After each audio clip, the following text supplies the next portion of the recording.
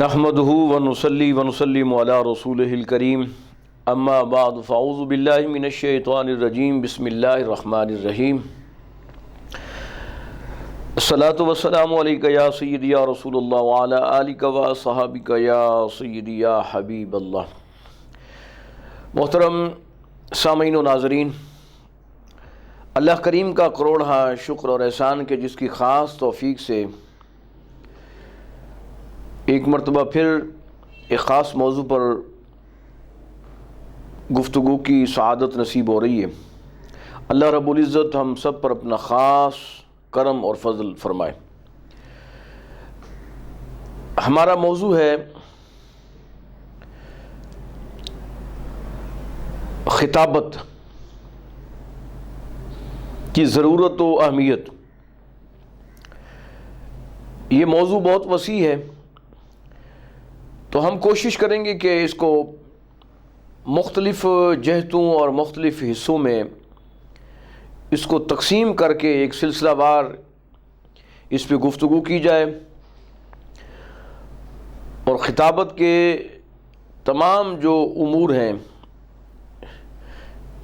اس کی بنیادی جو ضرورت ہے، اس کا جو کردار ہے سوسائٹی کے اندر، معاشرہ میں، دین میں، اسلام میں، شریعت میں، اس کی اہمیت، افادیت، اس پہ انشاءاللہ تفصیل سے ہم گفتگو کریں گے۔ آج مختصراً عرض کرنا چاہتا ہوں، یہ جو خطابت ہے نا، خطابت، یہ تقریر کرنا،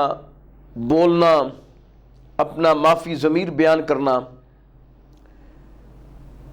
یہ خطابت کے زمرے میں آتا ہے۔ اس پہ انشاءاللہ عرض کریں گے، لیکن آج ایک خاص میں اس پہ بات کرنا چاہتا ہوں کہ بالخصوص جو جمعۃ المبارک کی خطابت ہے، اور جمعۃ المبارک کا جو خطبہ ہے، عربی خطبے کے علاوہ جو اس سے پہلے خطیب صاحب، امام صاحب، عالم دین، کوئی پڑھا لکھا شخص منبر رسول پر بیٹھ کر جب خطاب فرماتا ہے، اپنی زبان کے اندر، کوئی اردو میں، کوئی سرائکی میں، کوئی پنجابی میں، کوئی پوٹھواری میں، کوئی سندھی میں، کوئی پشتو میں، کوئی بلوچی میں، یعنی اپنی زبانوں میں، اپنے علاقے اور کلچر کے مطابق وہ جو منبر رسول پر بیٹھ کر جمعۃ المبارک کا جو خطبہ دیتا ہے، اب اس خطبے میں وہ اثر کیوں نہیں رہا، وہ چاشنی، وہ رس، وہ لذت، وہ سرور، وہ کیف، وہ سامعین کو وہ نصیب نہیں ہو رہا۔ اور اکثر جو وہاں پہ حاضرین اور سامعین جاتے ہیں نماز جمعہ کی ادائیگی کے لیے، وہ یہ گلہ کرتے ہوئے نظر آتے ہیں، جی ہم جاتے ہیں تو کوئی ایسی بات ہمارے پلے پڑتی نہیں ہے، بس وہ علامہ صاحب جناب وہ من گھڑت قصے، کہانیاں، خود ساختہ بیانات، دوڑے مائیے کافیاں، شعر و شاعری سر کے ساتھ جناب، سریلے انداز کے ساتھ، وہ 10-15 منٹ تو جناب وہ اسی طرح سر کے ساتھ جناب وہ اس پہ لگا دیتے ہیں، کوئی کسی بزرگ کا شعر پڑھ لیا، کسی بزرگ کی کافی پڑھ لی، کوئی غزل کے شعر کہہ دیے، کوئی جناب نظم کے شعر کہہ دیے، کوئی حمد کے شعر کہہ دیے، کوئی نعت کے 2 شعر 4 کہہ دیے، وہ 10-15-20 منٹ تو وہ اسی پہ لگا دیتے ہیں، باقی 10 منٹ بچتے ہیں وہ بھی ادھر ادھر کی باتیں کر کے، آدھا گھنٹہ 35 منٹ جو ہوتے ہیں وہ اسی پہ بس وہ اپنا جناب خطابت کا اختتام کر کے بس پھر آخر میں کہتے ہیں جی اب سنتیں ادا کر لیں، وما علینا الا البلاغ المبین۔ تو بات یہ ہے کہ اور اس وجہ سے پھر مساجد کی رونق کم ہو گئی کہ جب منبر رسول پر بیٹھنے والا خطیب، عالم دین، امام مسجد قوم کو ڈیلیور نہیں کرے گا علم، حکمت، دانش، فہم، فراست، قرآن، حدیث، سنت رسول، اصحاب رسول رضوان اللہ تعالی علیہم اجمعین کے اقوال، ائمۃ الفقہ، ان کے حالات زندگی، ان کا علم کے ساتھ شغف کہ وہ کتنے عظیم لوگ کیسے بنے، کس طرح انہوں نے حصول علم کیا۔ لیکن اس وقت جو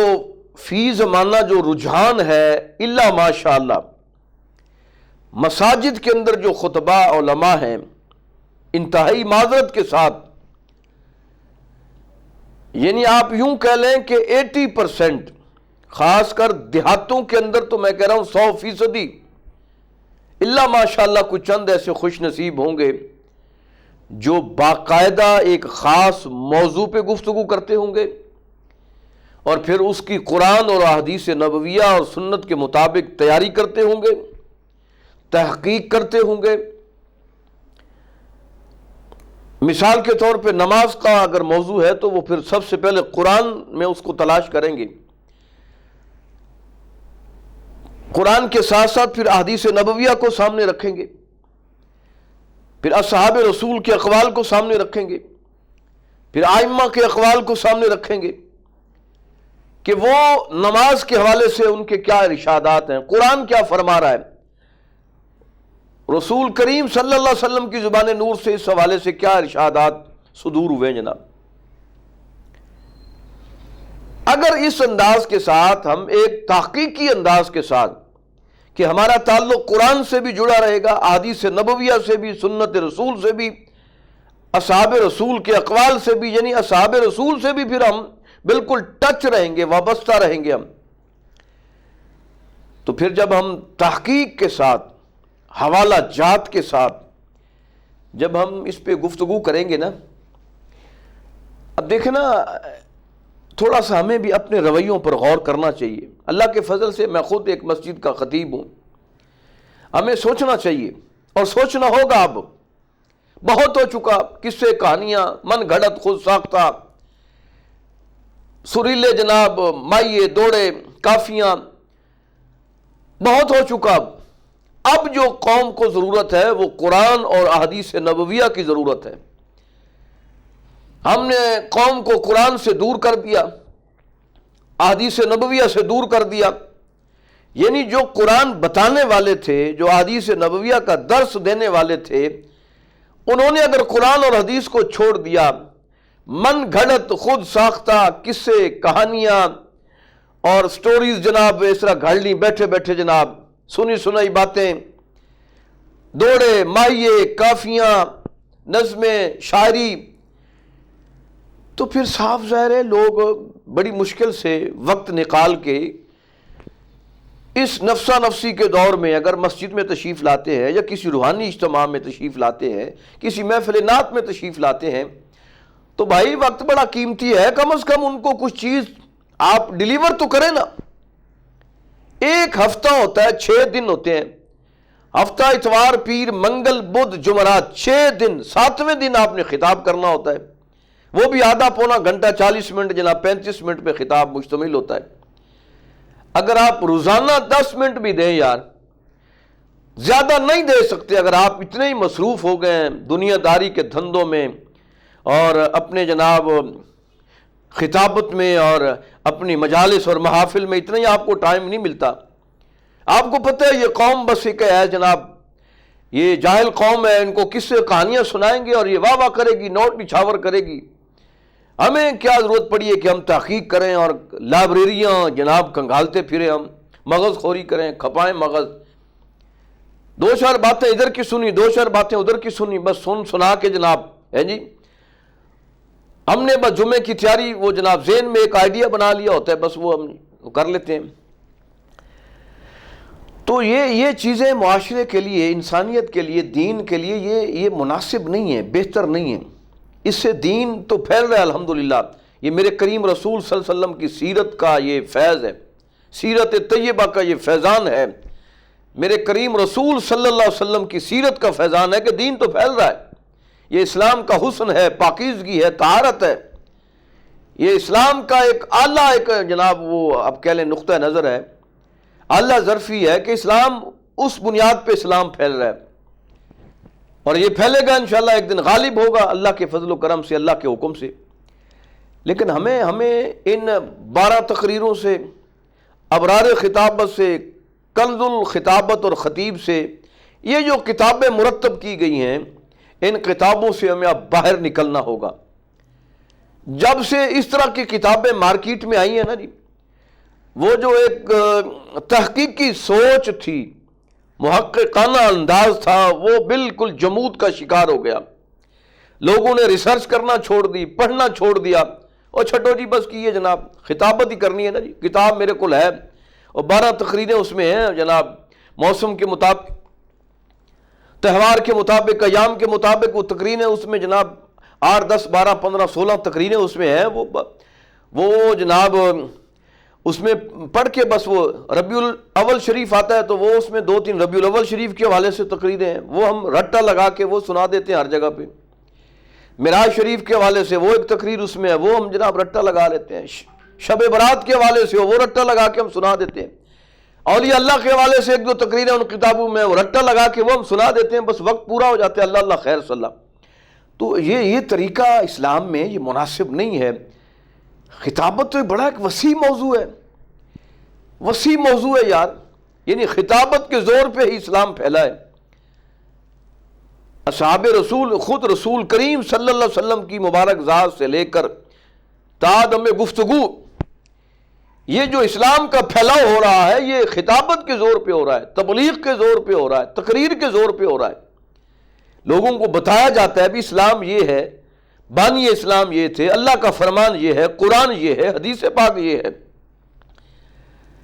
لیکن پتہ نہیں یہ مارکیٹ میں یہ کتابیں کیسے جناب یہ منظر عام پہ آئیں، پھر ہر جناب اللہ ماشاءاللہ خطیب کے گھر میں، لائبریری میں، اجرے میں یہ کتاب موجود ہوتی ہے اس کے ممبر پر، اور اس کتاب کی وجہ سے 12 تقریریں، کنز الخطیب، خطابت، ابرار خطابت۔ اب تو موجودہ جو ہمارے 2-4 ایسے ہیں جناب واعظین جو خوبصورت گفتگو بہرحال کرتے ہیں، وہ اصلاحی بیان ہوتے ہیں، ان کے بھی جناب بیانات کو جناب وہ لوگوں نے جناب وہ کتابی شکل دے کے جناب وہ انہوں نے کہا جی فلاں صاحب کی جناب تقریریں اور ان کی جناب خطبات وہ صرف کاروبار کے لیے، بزنس کے لیے جناب، بس اور کوئی مقصد نہیں ہے۔ حالانکہ بسا اوقات یہ ہوتا ہے کہ ان کی گفتگو کے اندر بھی ایسی بہت ساری غلطیاں ہو جاتی ہیں، من گھڑت واقعات بھی وہ بیان وہ کر جاتے ہیں۔ بعض اوقات تاریخ جو ہوتی ہے، ہجری تاریخ یا سن کسی کا وصال کا یا پیدائش کا، وہ الٹ پلٹ ہو جاتا ہے، آگے پیچھے ہو جاتے ہیں جناب۔ کسی کو صحابی کو تابعی ہم بنا دیتے ہیں، تابعی کو صحابی بنا دیتے ہیں، وہ غلط ملت ہو جاتا ہے، انسان ہے، سبقت لسانی کی بنیاد پہ بھی ہو جاتا ہے بعض اوقات۔ لیکن اب کیونکہ انہوں نے وہ خطاب سنا، اس کو جناب انہوں نے کاپی پہ اتارا اور پھر اس کو جناب کمپوز کروا کے کتابی شکل دے دی۔ اب صاف ظاہر ہے وہ کتاب چھپ کے آ گئی ہے، حالانکہ بہت ساری جناب اس میں اغلاط، غلطیاں ہوتی ہیں، غلطیاں ہوتی ہیں، اغلاط ہوتی ہیں بہت زیادہ۔ تو لیکن ہم وہ رٹے لگا کے لوگوں کو پھر یہ سینہ بسینہ ایک نظام چلتا ہے اور پھر اس سے خرابیاں پیدا ہوتی ہیں۔ اسلام کا چہرہ مسخ ہوتا ہے، تاریخ مسخ ہوتی ہے، تو ایسا نہیں ہونا چاہیے، بلکہ اتھینٹک جو بات ہے وہ قرآن ہے، وہ حدیث ہے، رسول کریم صلی اللہ علیہ وسلم کے جو اصحاب ہیں ان کے اقوال ہیں، ائمہ کے اقوال ہیں، ان کی سیرت ہے، ان کی تاریخ ہے، معتبر ترین جو کتابیں ہیں۔ اگر ہم اتنا پیسہ خرچ کرتے ہیں بہت ساری چیزوں پر، اگر ہم یہ تھوڑا سا پیسہ خرچ کر کے اپنے گھر میں، اپنے اجرے میں اپنی لائبریری ایک چھوٹی سی بنا لیں، ہر خطیب اور امام کو چاہیے کہ وہ مسجد کے اندر ایک چھوٹی سی لائبریری قائم کرے، اپنے مقتدیوں کو اس طرف مائل کرے کہ وہ جناب اس میں فنڈنگ کریں، انتظامیہ کو اس طرف مائل کرے کہ بھئی فلاں فلاں کتابیں ہم نے یہاں پہ رکھنی ہیں، لوگوں کو بھی اس طرف مائل کرنا ہے کہ وہ بھی مطالعہ کریں اور خود بھی وہ مطالعہ کرے جناب۔ مین معتبر تفاسیر اس کے پاس ہونی چاہیے، سیرت کی معتبر کتابیں جو نام معروف ہیں وہ ان کے پاس ہونی چاہیے، معتبر جو تراجم ہے، صحیح جناب جو تراجم ہے، مین جس میں کنز الایمان سر فہرست ہے، وہ اس کی لائبریری میں موجود ہونا چاہیے۔ سیرت نبویہ کے حوالے سے معتبر کتابیں جناب ان کے پاس ہونی چاہیے۔ اسی طرح فتاوی جو ہے رضویہ، یہ جو 33 جلدوں پر مشتمل ہے، یہ کم از کم ہر خطیب امام کی لائبریری اور گھر میں موجود ہونا چاہیے، ضرورت ہے یہ وقت کی۔ وہ اللہ کے بندے، اگر آپ انتظامیہ کو قائل کر کے دوست احباب کو جناب 2-4 دوستوں کو کہہ کے جناب کہ مہربانی فرمائیں جناب، یہ ہم ایک اپنی مسجد کی زینت بھی ہوگی، اجرے کی لائبریری کی زینت جناب گھر کی، اس میں یہ چیزیں ہم، تو پھر اگر وہاں سے بندہ ہر روز کو آدھا گھنٹہ نکال کے جناب 10 منٹ نکال کے وہ جو سبجیکٹ آپ نے اگلے جمعے خطاب کرنا ہے جس موضوع پر، اب مثال کے طور پہ اب حضرت ابوبکر صدیق رضی اللہ تعالیٰ عنہ کا یہ ماہ مقدس، یہ وصال مبارک کا یہ ماہ محترم ہے جناب، تو اس حوالے سے بہت سارا مواد قرآن پاک میں بھی موجود ہے، احادیث نبویہ میں بھی موجود ہے، باقاعدہ باب ہے الحمدللہ سیاستہ کی کتابوں میں۔ حضرت ابوبکر صدیق رضی اللہ تعالیٰ عنہ کی شان کے حوالے سے اگر آپ 2-3 حدیثیں یاد کر لیں، یا وہ کتاب لے کے ممبر پہ سامنے رکھ دیں اور پڑھ کے جناب ان کو کہ یہ جناب یہ فلاں کتاب ہے، یہ بخاری شریف ہے، یہ فلاں جلد ہے، یہ مسلم شریف ہے، یہ جامع ترمذی ہے جناب، یہ ابو داؤد ہے جناب، اس میں یہ فلاں صفحے پہ یہ جناب حدیث پاک جو حضرت ابوبکر صدیق رضی اللہ تعالیٰ عنہ کی شان کے حوالے سے، اور قرآن آپ کے بارے میں یہ کہہ رہا ہے جناب، اگر اس انداز کے ساتھ آپ گفتگو کریں گے، میں اکثر یہ کہتا ہوں کہ اگر آپ گفتگو کر رہے ہیں اور سامعین ٹس سے مس نہیں ہو رہے، بس وہ باتیں ان کے اوپر سے گزر رہی ہیں، تو وہ خطابت نہیں ہے، وہ تو وقت کا ضیاع ہے، وہ تو وقت کا ضیاع ہے کہ جب سامعین کے پلے کچھ پڑ ہی نہیں رہا، ان کے ذہن کے دریچے کھل نہیں رہے، واہ نہیں ہو رہے، بند دروازے جو ہو چکے ہیں ذہن کے، فکر کے، سوچ کے، تخیل کے، عقل کے بند دروازے، اگر آپ کی گفتگو سے وہ کھل نہیں رہے، ان کے اندر ایک فکر جو ہے، ایک نور جو ہے قرآن کا وہ راسخ نہیں ہو رہا، تو پھر آپ کی خطابت کا فائدہ کیا ہے؟ خطابت تو ایسی ہو کہ وہ کانوں میں رس گھولے، کانوں میں رس گھولے، اس میں چس ہو، اسلوب ایسا ہو، خوبصورت مٹھاس ہو لہجے میں، دھیما پن ہو۔ یہ جو آج کل ایک شعلہ بیانی ہے نا جی، اس نے امت کو تباہ کیا ہے۔ میں نے اس پہ جناب کل بھی اسی پہ میں نے گفتگو کی تھی کہ مقرر شعلہ بیان، خطیب شعلہ بیان،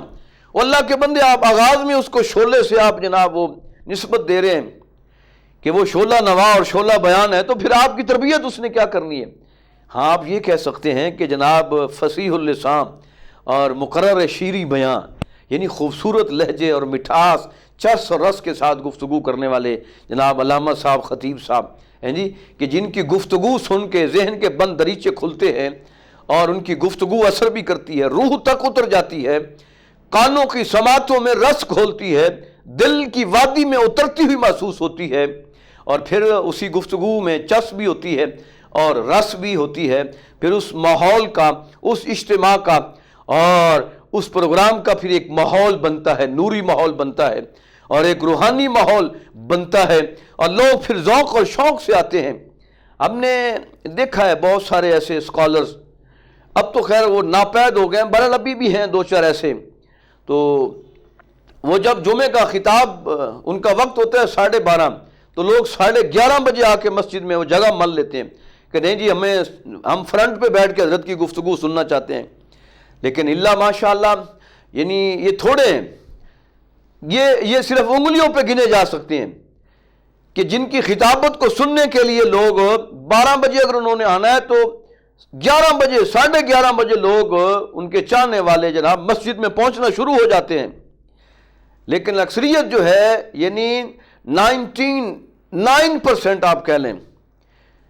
یا 95% ایسے کہہ لیں جو خطباء ہیں، جو واعظین ہیں، وہ جناب جب مسجد میں جاتے ہیں تو ان کو سننے والا کوئی بھی نہیں ہوتا، اکیلے جناب بیٹھ کے وہ 10-15 منٹ تو وہ اکیلے جناب وہ خطاب کرتے رہتے ہیں، دیواروں کو سناتے رہتے ہیں۔ اس کے بعد جب 10-15 منٹ بچتے ہیں پھر لوگ تھوڑا تھوڑا اکا دکا آنا شروع کر دیتے ہیں، اور جب خطاب ختم ہوتا ہے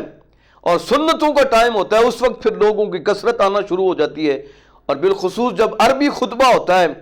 اذان شروع ہوتی ہے جب دوسری اور عربی خطبہ، اس وقت پھر لوگ دوڑ کے مسجدوں میں جناب وہ آنا شروع ہو جاتے ہیں، مسجدیں پھر بھر جاتی ہیں۔ تو یہ قصور ہمارا ہے، عوام کا نہیں ہے۔ عوام کو جہاں سے خالص چیز ملے گی، قرآن اور حدیث ملے گا تو لوگ تو وہاں جائیں گے. اور لوگ اس وقت پیاسے ہیں، میں آپ کو صحیح کہہ رہا ہوں، لوگ پیاسے ہیں. لوگ اب یہ جاہلانہ گفتگو سے تنگ آ چکے ہیں، تنگ آ چکے ہیں بالکل ہی. ہاتھ کھڑے کر دینے لگے نہیں ہم باز ہیں ایسے جہلا سے، ایسے اجڑ اور گنوار واعظین سے. اب دیکھنا یہ قوم کی بد نصیبی نہیں ہے کہ ایک واعظ ہے وہ پتہ کیا کہتا ہے، وہ کہتا ہے جی سرنگی، ڈھول، ڈھمکے اور طبلے میں جتنا مزہ ہے وہ قرآن اور حدیث میں نہیں ہے. نعوذ باللہ من ذالک، یہ اس بدبخت نے کہا ہے. لیکن سننے والوں نے بھی واہ واہ کہا اور وہ خود بھی نعرے لگوا رہے واہ واہ جناب. کسی نے اس مجلس میں بیٹھے ہوئے کسی غیرت مند نے یہ جرت نہیں کی کہ بھائی اس کو پکڑتے گرفت کرتے کہ بھائی یہ کیا جملہ آپ نے بول دیا ہے کہ قرآن و حدیث میں وہ رس اور چس نہیں ہے جو سرنگی، طبلے اور ڈھول ڈمکے میں، ڈھولکی میں ہے. خدا کا نام لو یار، توبہ کرو یہ تم. لیکن کسی نے گرفت نہیں کی، وہ کھلے عام پھر رہا ہے جناب. کسی عالم دین نے، کسی مفتی نے. یہی ہماری بد نصیبی ہے کہ جب کوئی اول فول بک جاتا ہے تو آج تک کسی نے گرفت نہیں کی.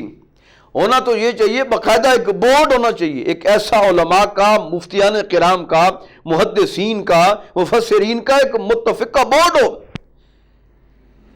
اگر کوئی اس طرح کی غلطی کرے، کوئی خرافات بکے قرآن کے حوالے سے، حدیث نبویہ کے حوالے سے، کوئی سٹیج کی بے حرمتی کرے، کوئی ممبر کی، مصلی کی بے حرمتی کرے، تو فوراً پھر اس پہ جناب فتویٰ کی روشنی میں، قرآن و حدیث کی روشنی میں اس پر گرفت ہونی چاہیے تاکہ پھر وہ آئندہ اپنی زبان درازی سے محفوظ رہے، اول فول بکنے سے، مغلظات بکنے سے وہ محفوظ رہے. لیکن کیونکہ یہاں چیک اینڈ بیلنس کا نظام نہیں ہے، گرفت کا نظام نہیں ہے. محافل نعت کو دیکھ لیں آپ، یہ تو اللہ نے ہمارے ذہن میں ایک سوچ پیدا کی، ہم نے باقاعدہ ایک تحریک شروع کی، تحریک اصلاح محافل نعت کے پلیٹ فارم پہ. الحمدللہ اب ان کو خوف تھوڑا سا ہے، اور ہم نے کیا ہے مختلف محافل کے اندر بھی، ہمارے جوانوں نے بھی گرفت کی ہے کہ بھئی یہ آپ کلام غلط پڑھ رہے ہیں، ایسا اب نہیں چلے گا، ایسا نہیں ہونے دیں گے، ایسا نہیں کرنے دیں گے. اب وہ محتاط ہو گئے. اسی طرح اگر خطابت کے میدان میں بھی اگر ایک باقاعدہ بورڈ بن جائے علماء کا، جید علماء کا، مفتیان کرام کا، کہ کوئی اگر بندہ گرفت کرے اسے فوراً بلا کے اپنے کٹہرے میں کھڑا کر کے بھئی یہ آپ نے غلط بات کی ہے، اس کی وضاحت کریں ورنہ آپ پہ شرن یہ حد لاگو ہوتی ہے جناب. لیکن کوئی کیونکہ پوچھنے والا نہیں، ان کو پتہ ہے یہ سارا ماحول ہی شتر بے مہار ہے جناب، جو جس کے منہ میں آتا ہے وہ بک دیتا ہے. بس نہ کوئی گرفت ہے، نہ قانون ہے، نہ حدود ہے، نہ قیود ہے، نہ اصول ہے، نہ اخلاقیات ہیں. تو اس بے ہنگم سوسائٹی اور معاشرے میں، نظام میں پھر یہ خرابیاں پیدا ہو رہی ہیں. تو میں خطباء کی خدمت میں انتہائی ادب اور احترام کے ساتھ گزارش کرنا چاہتا ہوں، جو تحقیق نہیں کرتے، مطالعہ نہیں کرتے، موضوع سے متعلق بات نہیں کرتے، ادھر ادھر کی جناب ملتان جا رہے ہیں تو جناب 2 منٹ کے فوری بعد وہ پشاور کا رخ کر لیتے ہیں، پشاور چاہتے جاتے جناب پھر فوراً جناب وہ کراچی کی طرف جناب اپنا گاڑی موڑ لیتے ہیں. تو ایسا نہیں ہونا چاہیے. اگر آپ پشاور جا رہے ہیں تو پشاور تک جناب اپنا مسافروں کو لے جائیں اور منزل مقصود تک پہنچا دیں. لو جی پشاور آ گیا جناب، اب ہم پشاور ہی جا رہے ہیں جناب. نماز کا موضوع ہے تو اسی پہ موضوع پہ گفتگو کریں. زکوٰۃ کا موضوع ہے تو زکوٰۃ پہ ہی گفتگو ہونی چاہیے. اس کے حوالہ جات قرآن، حدیث، اقوال جناب بہت موجود ہیں الحمدللہ، کتابیں بھری پڑی ہیں. اتھینٹک معاملات جناب معلومات ہیں، مستند معلومات ہیں، جید معلومات ہیں، صحیح معلومات ہیں قرآن و حدیث کی روشنی میں. اگر اخلاقیات کے حوالے سے گفتگو کرنا چاہتے ہیں. لیکن بد نصیبی اس قوم کی یہ ہے کہ اللہ ماشاءاللہ جو ہمارے واعظین اور خطباء ہیں، جمعہ کے جو خطابت کے حوالے سے عرض کر رہا ہوں، ان کے جو موضوع ہوتے ہیں وہ سارے عرشی ہوتے ہیں اور ہم فرش پہ رہتے ہیں. لہذا وہ جتنے بھی لوگ آتے ہیں چند اگر آ بھی جائیں تو وہ ان کے اوپر سے ساری چیزیں گزر جاتی ہیں. بہترین جو خطابت کا اسلوب ہے اور جو خطیب ہے، وہ بہترین خطیب اس وقت ہو سکتا ہے کہ وہ لوگوں کی نبض جو ہے اس پہ ہاتھ رکھنے والا ہو، نبض شناس ہو کہ اس وقت اس ماحول میں لوگوں کو کس چیز کی ضرورت ہے، پھر وہ ضرورت بیان کر کے اس کو قرآن اور حدیث کے سانچے میں ڈھالے جناب، کہ قرآن اور حدیث نبویہ اس حوالے سے یہ جناب اس میں احکامات اور ارشادات ہیں. جب اس موضوع کو قرآن و حدیث کا چولا پہنا کر، چوغا پہنا کر لباس پہنائے گا اور اسی پھر انداز سے بات کرے گا تو وہ بات پھر اثر انداز ہوگی۔ والدین کے حقوق کے والے سے کبھی کسی نے بات نہیں کی، اللہ ماشاءاللہ لوگ کرتے ہیں، لیکن اللہ ماشاءاللہ قلیل تعداد ہے۔ ہمسایوں کے حقوق کے والے سے آج تک نہیں بات سنی آپ نے کہ کسی خطیب نے اللہ ماشاءاللہ، وہ کرتے ہوں گے ماشاءاللہ لیکن تھوڑے ہیں بالکل۔ اولاد کی تربیت کیسے کی جائے، اس حوالے سے آج تک میں نے نہیں سنا۔ کوئی اس طرح کے یوٹیوب چینل ہیں کافی زیادہ، ہم دیکھتے رہتے ہیں سنتے ہیں، لیکن وہ اس طرح کا نہیں کہ بچوں کی تربیت کیسے کی جائے، ہمسایوں سے سلوک کیسا ہونا چاہیے، ہمیں اپنا رزق حلال کیسے کمانا چاہیے، زندگی کا لمحہ لمحہ کیسے بسر کرنا چاہیے، بچوں کو ایجوکیٹ کس طرح کرنا چاہیے، ہمیں کیسے اپنی زندگی کو بسر کرنا چاہیے، ماں باپ کے حقوق کیا ہیں، فرائض کیا ہیں، محلے کے حقوق کیا ہیں، فرائض کیا ہیں، ہمسائیگی کے حوالے سے حقوق و فرائض کیا ہے، وراثت کے حوالے سے کیا نظام ہے، ایک دوسرے کے ساتھ لین دین کے حوالے سے کیا معاملات ہیں۔ یہ سود جو ہے پوری امت کو، پوری قوم کو، پورے نظام کو جناب یہ اپنی لپیٹ میں لے رہا ہے۔ آج تک کسی نے اس پہ کبھی بات ہی جناب کرنا گوارا نہیں کی، کیونکہ ہماری معلومات ناقص ہیں، ہمیں علم نہیں ہے۔ اب قرآن و حدیث کے اندر تو یہ ساری باتیں موجود ہیں۔ اسی طرح اور بہت سارے جناب معاشرتی جو مسائل ہیں ہم اس پہ ڈسکس نہیں کرتے۔ معاشرت کے جو آداب ہیں، سیاست ہے، معاشرت ہے، معیشت ہے، اس پہ ہم بات نہیں کرتے، حالانکہ یہ ساری چیزیں قرآن و حدیث میں موجود ہیں الحمدللہ۔ پھر ہم کہتے بھی ہیں یہ قرآن ضابطہ حیات ہے، اس میں اول سے لے کر آخر تک سارے معاملات اللہ رب العزت نے جناب اس میں بیان فرما دیے، تو پھر ہم کیوں نہیں بیان کرتے؟ ہم نے صرف قرآن پاک کو ختم شریف کے لیے تیجا اور 10ویں اور 7ویں اور چیلم کے لیے ہم نے رکھا ہوا کہ وہاں بس 2-4 منٹ جناب پڑھ کے جناب رسمن وہ پڑھ کے پھر دعا خیر اللہ اللہ خیر صلی اللہ۔ بھی قرآن اس مقصد کے لیے تو نہیں آیا تھا کہ کسی کی جان اگر نہیں نکل رہی تو سورہ یاسین پڑھا دو تاکہ جان ہی نکل جائے۔ تو قرآن تو مارنے کے لیے تو بندوں کو نہیں نہ آیا تھا، قرآن تو زندگی دینے کے لیے آیا تھا کہ جو فکری لحاظ سے، علمی لحاظ سے، شعوری لحاظ سے مردہ ہو چکے ہیں وہ قرآن سے نسبت طے کریں، قرآن سے تعلق قائم کریں، احادیث نبویہ کے ساتھ مضبوطی سے جڑ جائیں تاکہ انہیں احیاء نصیب ہو، انہیں شعوری زندگی نصیب ہو، فکری زندگی نصیب ہو، نظریاتی روحانی نورانی زندگی ان کو نصیب ہو جائے۔ لیکن ہمارا اس طرف دھیان ہی نہیں ہے، پتہ نہیں ہم کن چکروں میں پڑے ہوئے ہیں۔ تو میں علماء کی بارگاہ میں انتہائی ادب اور احترام کے ساتھ گزارش کرنا چاہتا ہوں کہ ہفتے میں 6 دن ہوتے ہیں، ایک موضوع منتخب کر لیں کہ اگلے جمعے میں نے والدین کے حقوق پہ بات کرنی ہے، تو قرآن میں یہ ساری چیزیں موجود ہیں، احادیث نبویہ میں موجود ہیں۔ آپ 2-1 حدیثیں یاد کریں، ایک قرآن کی آیت جناب اس کو ساتھ اٹیچ کریں اور اس کے مطابق پھر جناب آپ بات کریں تو الحمدللہ آپ کی بات میں حسن بھی ہوگا، نکھار بھی پیدا ہوگا۔ تو مطالعہ کی عادت ڈالیں، اسٹڈی سرکل بنائیں، مطالعہ کی عادت پیدا کریں، روزانہ کوشش کریں کہ جب تک اس وقت تک سوئیں نہیں جب تک کوئی ایک حدیث کی کتاب یا ایک کوئی حدیث پاک یا 2 حدیث پاک یا سیرت کی ایسی کوئی کتاب یا کوئی تفسیر ایسی جناب کوئی ایک آیت کی تفسیر آپ پڑھ کے نہ سوئیں اس موضوع سے متعلقہ۔ تو یہ کم از کم 6 دنوں میں آپ جناب بہت بڑے خطیب بن سکتے ہیں، بہت بڑے عالم دین، آپ کے ذہن میں بہت ساری چیزیں آ سکتی ہیں۔ لیکن ہم کمروں میں بند ہو کے جمعرات کے دن رات کو جناب یا جمعہ والے دن 1 گھنٹہ 2 پہلے وہ کتابوں کا رٹا لگا رہے ہوتے ہیں جناب، تو رٹی رٹائی باتیں وہ پھر اگلوں پہ اثر بھی نہیں ہوتی، کیونکہ وہ بات بالکل بس صرف زبان کی حد تک ہوتی ہے، حلق تک نیچے اترتی نہیں ہے روح میں، تو حلق تک ہی ہوتی ہے، پھر حلق سے ہم باہر ڈھیل دیتے ہیں جناب، تو پھر اگلے پہ بھی اثر انداز نہیں ہوتی۔ وہ بات وہ ہوتی ہے، وہ اثر انداز ہوتی ہے جو دل سے نکلتی ہے، روح سے نکلتی ہے، وہ پھر اثر بھی ہوتی ہے، ہیں جی، اثر انداز ہوتی ہے۔ دل سے نکلی ہوئی بات اثر رکھتی ہے، دل میں بھی، دماغ میں بھی، سوچ میں بھی، فکر میں بھی اثر انداز ہوتی ہے۔ تو بارے دیگر علماء کی خدمت میں، خطباء کی خدمت میں گزارش ہے کہ جمعہ کا جو خطبہ ہے یہ جاندار ہونا چاہیے، شاندار ہونا چاہیے، بھرپور اس میں مطالعہ ہونا چاہیے، بھرپور علمی خطاب ہونا چاہیے، فکری خطاب ہونا چاہیے، نظریاتی خطاب ہونا چاہیے۔ تو انشاءاللہ تعالی اب یہ سلسلہ وار ہم نے گفتگو شروع کی ہے، تو انشاءاللہ 2-4 اقساط میں ہم یہ مکمل کریں۔ تو آج اس کا صرف پارٹ 1 ہم نے آپ کے سامنے عرض کیا ہے کہ خطابت ہو تو کس انداز کے ساتھ ہمیں کرنی چاہیے۔ تو پھر کل انشاءاللہ قرآن و حدیث کے حوالہ جات کے ساتھ کہ خطابت کی ضرورت کیوں ہے، دور رسالت میں اس کی ضرورت جو ہے نا کیوں تھی، اور میرے کریم آقا علیہ الصلوۃ والسلام نے اس ضرورت کو کیسے پورا فرمایا، اور اصحاب رسول وہ کون سے اصحاب رسول تھے جنہوں نے اپنی شاعری کے ذریعے اور جنہوں نے اپنی خطابت کے ذریعے اسلام کو فروغ دیا اور اسلام کو پھیلایا اور کفر کو روکا اپنی زبان کے ذریعے سے، وہ انشاءاللہ ہم گاہے گئے عرض کرتے رہیں گے۔ ہمارے ساتھ بہرحال آپ نے جڑے رہنا ہے، اور کوشش کیجئے ہمارے اس چینل کو بھی آپ نے سبسکرائب ضرور کرنا ہے، اور بیل آئیکن کے بٹن کو بھی آپ نے پش لازمی کرنا ہے، تاکہ ہماری جو ہر روز ایک معلوماتی، ایک فکری، ایک نظریاتی جو ویڈیوز ہیں اور بیانات اور پیغامات ہیں وہ بر وقت آپ تک ان کا نوٹیفیکیشن بھی پہنچ سکے اور آپ اس سے استفادہ کر سکیں۔ بس آج اسی بات پہ ہم اپنی بات کا اختتام کرتے ہیں، اور علماء ذی احترام کی خدمت میں میرے لیے وہ قابل عزت ہیں، ممبر رسول پہ بیٹھنے والے، مصلی رسول کے وارث ہیں، میرے سر کے تاج ہے وہ، لیکن کوشش اور فکر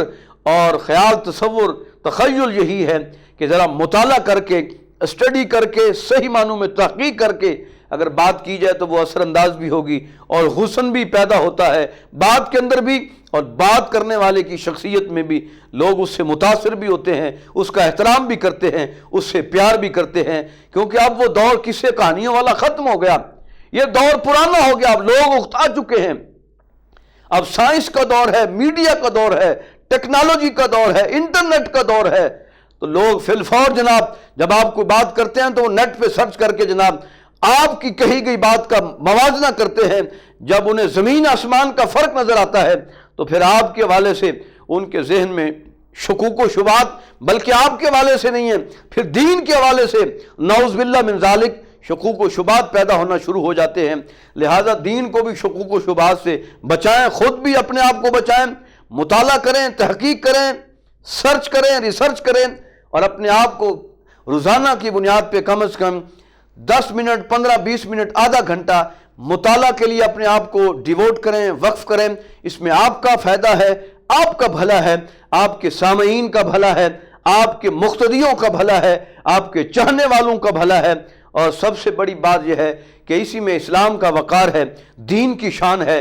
دین کا ایک جناب بھرم ہے، اور دین کی شان بھی ہے، دین کی پہچان اور معرفت بھی ہے۔ اللہ پاک ہم سب کو صحیح معنوں میں سمجھ بوجھ کے حوالہ سے حکمت اور فہم اور فراست کے ساتھ دین کو پوری تحقیق کے ساتھ، پوری ریسرچ اور سرچ کے ساتھ بیان کرنے کی توفیق عطا فرمائے۔ اپنا اور اپنے آس پاس رہنے والوں کا خیال رکھیے۔ ملتے ہیں ایک نئے موضوع کے ساتھ، تب تک کے لیے اجازت، فی امان اللہ۔